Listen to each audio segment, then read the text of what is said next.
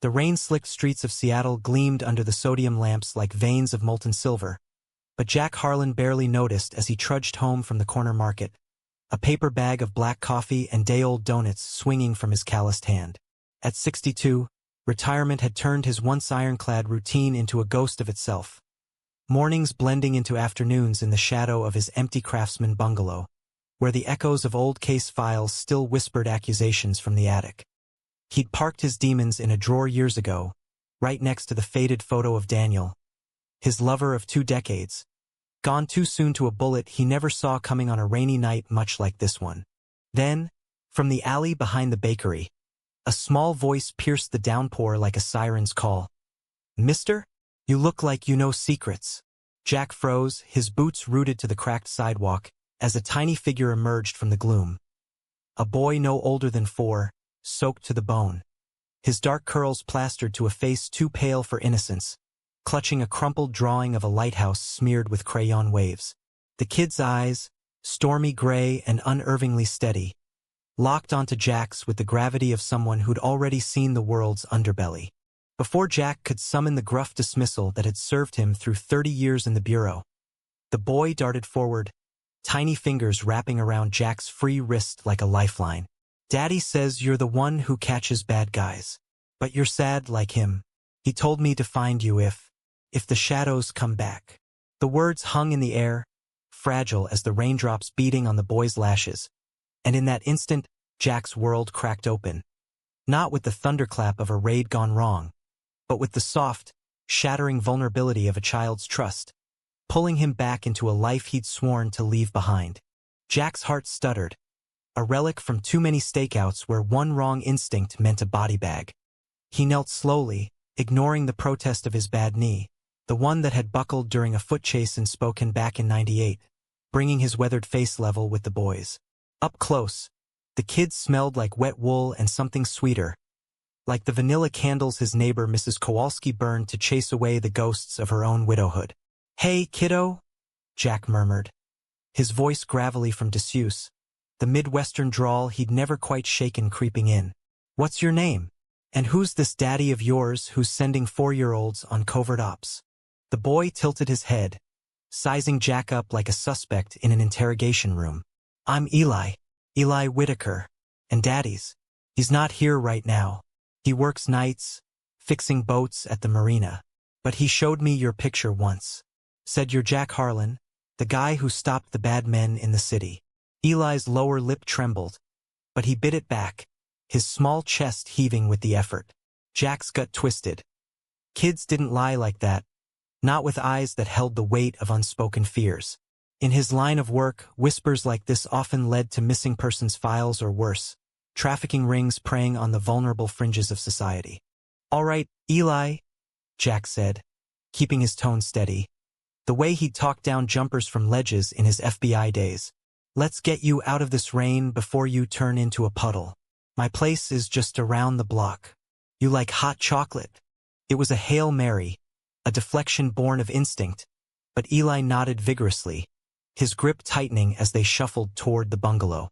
Jack's mind raced. Whitaker. The name tugged at a frayed memory. Sam Whitaker. A name from a cold case he'd inherited late in his career. A young dock worker, gay as the day was long, who'd vanished after reporting threats from a local syndicate muscling in on the ports. Jack had chased leads to dead ends, the file gathering dust when he retired 5 years back. Could this be his kid? And why the hell would Sam send a toddler as a messenger? Inside, the house was a time capsule of solitude.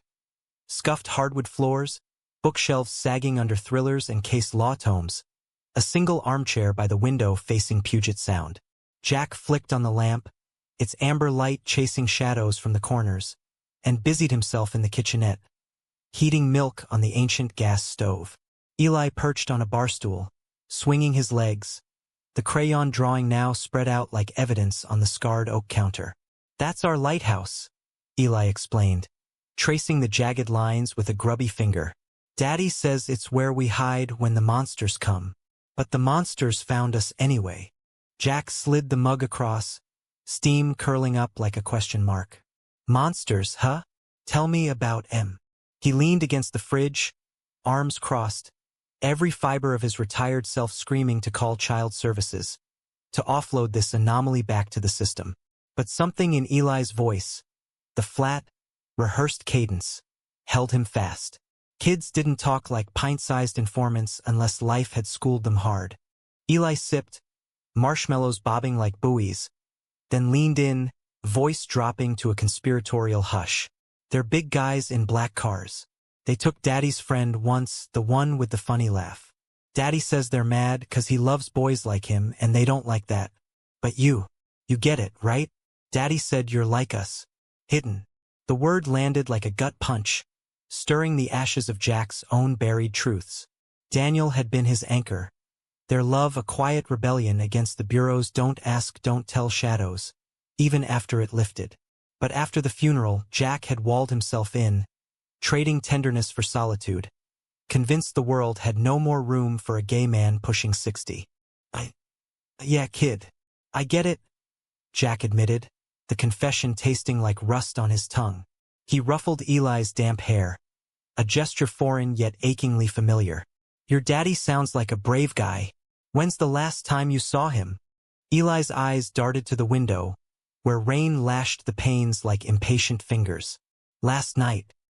He kissed my forehead and said if I'm scared, find the man with the sad eyes who knows about secrets. That's you. A beat, then quieter. He left his watch, said it's got a message inside. Jack's pulse quickened, old training snapping to life. He fetched the watch from Eli's pocket, a battered Timex, its band frayed from salt air, and pried open the back with a butter knife.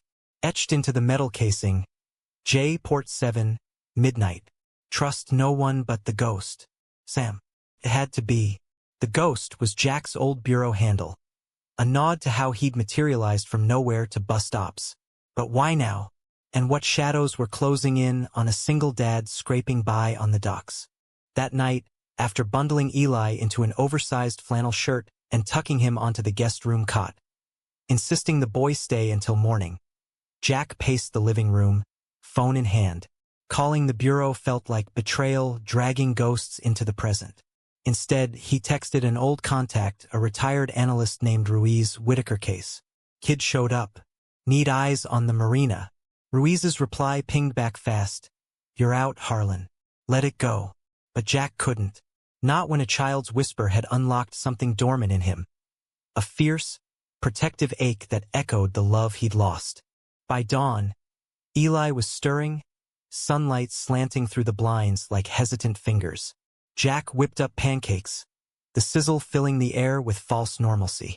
We'll find your daddy today, he promised, flipping a golden disc onto Eli's plate. The boy beamed, syrup dripping from his chin, and for a fleeting moment, the bungalow felt less like a tomb and more like a haven. As they ate, Eli chattered about lighthouse adventures and daddy's stories of far-off places. San Francisco's rainbow flags, New York's unyielding pulse, painting a portrait of Sam as a dreamer adrift in a world that chewed up men like him. Mid-morning brought a knock at the door, sharp as a suppressed shot. Jack peered through the peephole. A young man in faded jeans and a hoodie, rain-dampened hair falling over piercing blue eyes, hands shoved deep in pockets. Sam Whitaker, alive, leaner than Jack remembered from the file photo, but unmistakable. The same defiant jaw, the subtle grace in his stance that spoke of quiet resilience. Mr. Harlan? Sam's voice was low, edged with exhaustion. Eli, is he okay? Jack swung the door wide, stepping aside to reveal the boy barreling into his father's arms with a whoop of joy. Daddy, I did it. I found the secret man. Sam's embrace swallowed Eli whole, his shoulders sagging with relief, but when his gaze lifted to Jack's, it held layers. Gratitude, wariness, and something deeper, a spark of recognition that made Jack's breath catch. You raised one hell of a messenger, Jack said, clapping Sam on the back, the contact lingering a beat too long. Up close, Sam smelled of sea salt and engine oil, his skin warm against the chill. Come in. Coffee's fresh. As they settled in the kitchen, Eli commandeering the TV with cartoons, Sam spilled it haltingly. The syndicate wasn't just about ports. It was a web of intimidation targeting the LGBTQ community, shaking down businesses, silencing voices. He'd been a whistleblower once, slipping tips to the feds anonymously, but they'd circled back, torching his apartment last month. "I couldn't run with Eli dragging me down," Sam confessed, fingers tracing the watch's face.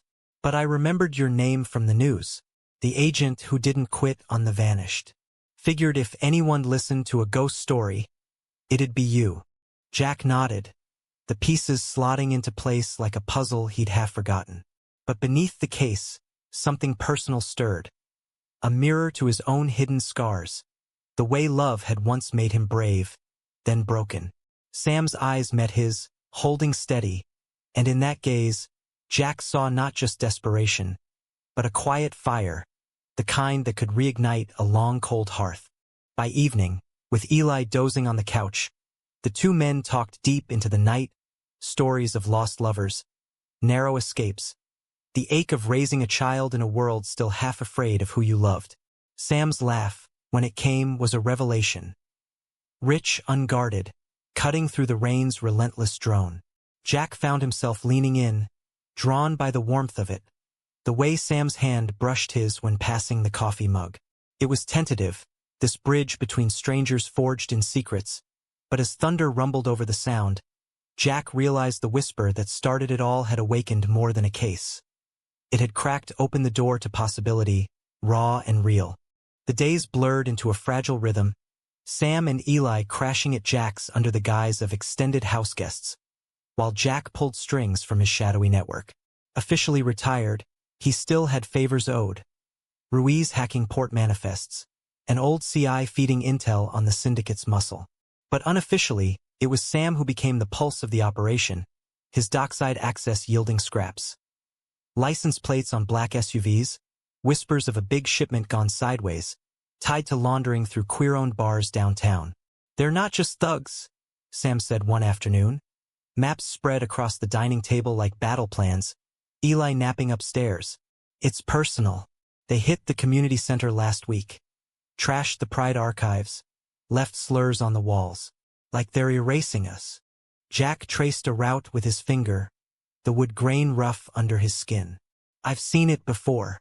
Back in the 90s, when the Bureau turned a blind eye to hate crimes if it meant bigger fish. Daniel. He was working a case like that when..." He stopped, the name a jagged edge. Sam reached across, his hand covering Jack's, calluses from rope work mirroring Jack's own from years gripping a service weapon. The touch was electric, grounding, a silent acknowledgement that some scars didn't fade. They just waited for the right hands to trace them. That night, after Eli's bedtime story, a tale of lighthouse guardians battling storms, Jack and Sam lingered on the porch, the air thick with petrichor and the distant horn of a ferry slicing the sound. Seattle's skyline twinkled like a promise, bridges arching over fog-shrouded waters. "You ever think about getting out?" Sam asked, nursing a beer, his profile sharp against the glow. "This city's got teeth, but it's got heart too. Places like the Capitol Hill bars, where folks like us can breathe." Sam's smile was bittersweet, eyes distant. "Eli's mom, God rest her. She was my best friend, straight as an arrow, but she got it. We were roommates in college, both scraping by. When she got sick, I promised I'd raise him right, no lies. Came out to him at 3. Kid just asked if it meant more ice cream dates. He laughed, but it cracked, revealing the loneliness beneath. Now, I'm just trying not to let the world teach him hate first." In the quiet, Jack felt the pull, a gravitational shift toward this man who wore his vulnerabilities like badges, not burdens. When Sam turned, their knees brushing, the air hummed with unspoken invitation. Jack leaned in first, tentative, lips meeting in a kiss that tasted of salt and second chances. It was soft at the edges, fierce at the core, Sam's hand cupping Jack's jaw as if memorizing the lines of loss etched there. They broke apart breathless, foreheads touching, the rain a gentle curtain around their world. But dawn brought the hammer. Ruiz's call shattered the idol. "Harlan, your boy's in deep. Whitaker's name's on a hit list. Syndicates moving tonight. Port 7. Feds are en route, but if you're there, Jack hung up, pulse thundering. He found Sam in the kitchen, flipping eggs with mechanical precision, Eli giggling at the sizzle. "We gotta talk," Jack said, voice low. Sam's face paled as Jack laid it out.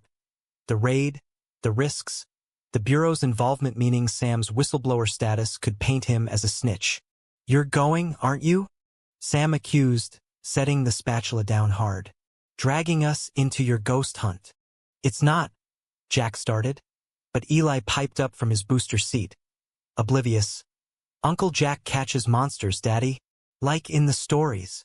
The words twisted the knife, innocence weaponized against them. Sam knelt to Eli's level, smoothing his hair, but his eyes over Jack's shoulder burned with betrayal's first flicker. "Yeah, buddy. But sometimes the monsters wear badges too." The confrontation simmered through breakfast, Eli's chatter a buffer until Jack bundled them into his old Ford pickup for the drive to a safe house Ruiz had lined up. A nondescript cabin on Whidbey Island. The ferry crossing was a study in tension. Waves slapping the hull like accusations, Sam staring out at the Olympics while Eli dozed against Jack's side. "I didn't ask for this," Sam finally said, voice raw. "A retired Fed crashing my life like some white knight fantasy. What if it goes south? Eli loses me and you walk away clean." Jack gripped the wheel, knuckles white. "I'm not walking. Not from you. Not from this." He glanced at Sam, the plea unspoken. "Stay. Fight with me." Sam's sigh was a concession, his hand finding Jack's thigh, squeezing. A truce forged in the salt spray. At the cabin, with Eli tucked in early, they made love for the first time. Not frantic, but deliberate, bodies mapping each other's histories in the firelight. Sam's skin was a canvas of faded tattoos, rainbow anchors from pride marches past, and Jack traced them with reverent fingers, whispering apologies for the years wasted in shadows. It was healing, this union, laughter mingling with gasps, the creak of the floorboards a symphony of rediscovery. Afterward, tangled in quilts, Sam murmured against Jack's chest. "I think I'm falling for you, old man. Bad timing, huh?" Jack pressed a kiss to his temple. "Story of my life." But as sleep claimed them, Jack's phone buzzed. A text from an unknown number. "Ghost knows too much. Midnight. Your move." The syndicate. They'd been watching. The raid hit at 11:47 p.m., Jack slipping out while Sam slept, Glock holstered under his jacket. A ghost indeed, haunting the docks where crates loomed like sentinels. He spotted them first. 3 goons unloading duffels under floodlights, whispers of queer bait, slurring the night. Jack's blood boiled, old fury rising, but he held position, feeding cords to the feds via burner. Then, a shadow detached. Sam, goddammit, creeping from the tree-lean, eyes wild with determination. "What the hell?" Jack hissed, tackling him behind a pallet. "Couldn't let you solo it," Sam panted. "Eli needs his daddies in one piece." The endearment hit like a lifeline, but gunfire erupted before Jack could respond. Syndicate spotting the feds' approach, chaos blooming in muzzle flashes and shouts. They moved as one, Jack covering Sam as they flanked a shooter, the air acrid with cordite. A bullet grazed Jack's arm, hot and glancing, but Sam's shout, "Jack!" drowned the pain, pulling him to cover. In the melee, Sam disarmed a thug with a dock chain, raw fury in his swing, and Jack marveled at this man, lover and warrior intertwined. Sirens wailed closer, the tide turning, but as the last goon cuffed himself in surrender, Sam's face drained of color. "Eli," he whispered, phone clutched like a talisman. A voicemail. Mrs. Kowalski, frantic. The cabin fire. Kids inside. Betrayal clawed in. The safe house compromised. How? Jack's mind reeled. Ruiz? No, impossible. As they raced back, fairy lights blurring into streaks, Sam gripped the dash, knuckles bloodless. If we lose him, the words choked off, love's fragility laid bare. They arrived to ash and embers, firefighters dousing the blaze, but Eli miraculously, curled safe in an ambulance, soot-streaked but whole, Mrs. Kowalski's quick thinking saving him. Sam's collapse into Jack's arms was total, sobs racking him as relief flooded. But in the glow of taillights, Jack spotted the leak. A tail on his truck, courtesy of a mole in his network. The real war was just beginning. The betrayal festered like an open wound, Jack's trust in his old life curdling overnight. Back in the bungalow, scrubbed clean of syndicate traces, wards reinforced with new locks and cameras. He pored over contacts, Ruiz's alibis checking out, but a junior Fed, Tommy Hale, raised flags. Too eager in briefings, too quick with questions about Whitaker. Hale's syndicate kin, Jack pieced together from burner logs, the kid's uncle running protection rackets. It stung, this erosion of brotherhood. But Sam's steady presence anchored him. Mornings with Eli's laughter echoing through the halls. Evenings where Sam's touch mended what words couldn't. Yet the romance deepened amid the storm. A quiet rebellion against the encroaching dark. One crisp October afternoon, with Eli at preschool. Insisted upon, normalcy their armor. They wandered Discovery Park, hand in hand under the madrona trees, leaves crunching like confessions. "Remember that first kiss?" Sam teased, bumping Jack's shoulder. "You kissed like a man afraid of drowning." Jack pulled him close, the path empty save for ravens cawing overhead. "Still am. But you're my shore." Their lips met again, slower this time, the world fading to the rustle of ferns and the distant crash of waves. Sam's fingers threaded through Jack's silvered hair, a tenderness that spoke of futures sketched in tentative strokes.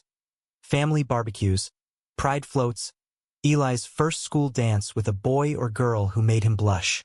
But the syndicate struck back viciously, Hale the conduit for their venom. It came via anonymous drop. A manila envelope slid under the door at dawn, photos spilling out like accusations. Candid shots of Jack and Sam entwined on the porch, Eli's face blurred but unmistakable, captioned in block letters. "Family time's over. Walk away or the kid pays." Jack's hands shook as he showed Sam, rage coiling in his chest like barbed wire. "They're bluffing?" he growled. But Sam's face was ashen, protective fire banked by terror. "No more games," Sam declared, scooping Eli from his breakfast nook. "We're gone. Tonight. Portland. I've got a cousin there off-grid." The ultimatum hung, love weaponized into fracture. Jack argued, voice rising in the kitchen's fluorescent glare. "Running feeds them. We fight together, we end this." Eli, sensing the rift, tugged at Sam's jeans. "Don't yell, Daddy. Uncle Jack's good. He makes monsters go poof." The simplicity pierced them, Sam's resolve cracking as he knelt, hugging the boy tight. Jack joined them, arms encircling both, a huddle against the gale. "I can't lose you," Sam whispered, not to Eli, but to Jack, the admission a bridge over the chasm. That night, instead of flight, they planned the counterstrike. Bait Hale with a fake meet at the old Whitaker apartment, Jack posing as the ghost ready to flip.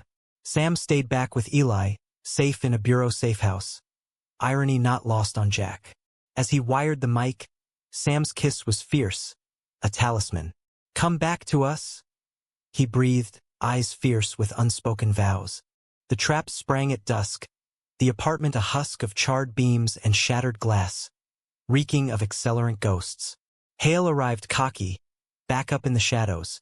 4 heavies, faces masked, the syndicate's enforcers.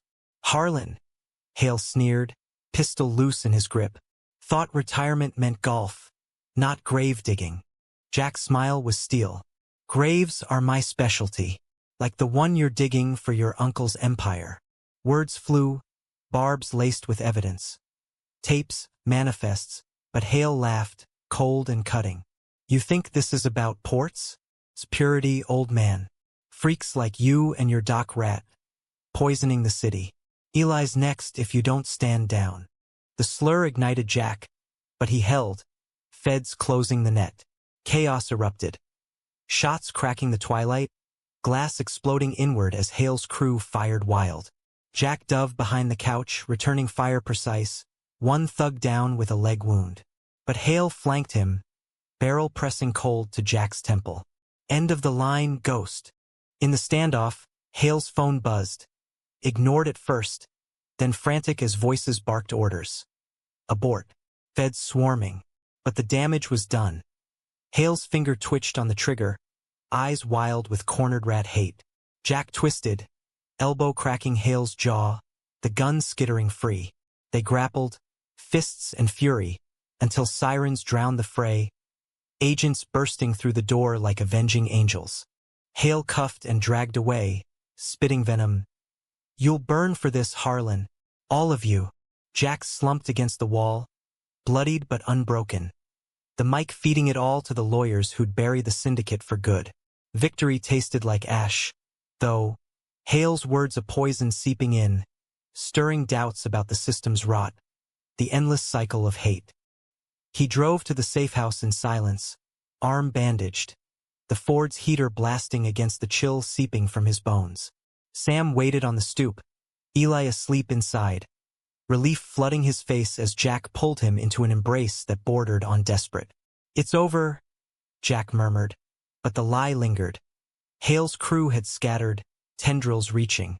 Weeks passed in cautious thaw, the case making headlines, retired agent busts hate ring targeting LGBTQ community. But the real climax brewed in quieter waters. Sam, emboldened, started community outreach, turning his whistleblower scars into shields for others. While Jack mentored at the local youth center, Eli his pint-sized shadow. Romance bloomed domestic. Shared grocery runs, Eli's crayon art adorning the fridge. Nights where Sam's body against his felt like home. Then, the knife twist. A letter from Hale's trial lawyer, offering a plea if Sam testified. Exposing not just the syndicate, but Sam's past evasions. Minor fraud to survive post-fire.